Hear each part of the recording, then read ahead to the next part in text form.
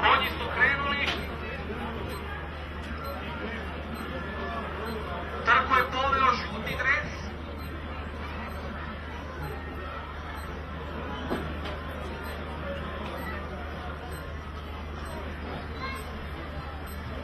U startu vidimo Piccolo trči na samom čelu, glava.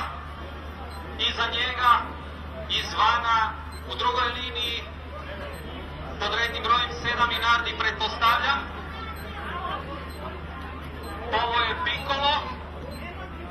Jednu dužinu, 1,5 i pojačao vodstvo. Piccolo je na samom startu već pokazao da namjerava u ovoj utrci pobijediti. Dakle, prvi Minardi izvana, crveno-bijeli dres. I evo ulaze u ciljnu ravninu, još malo, dobit ćemo zvono za prolazak konja 300 metara od cilja. Gordan Bartistić na samom čelu izvana. Jedan pljesak za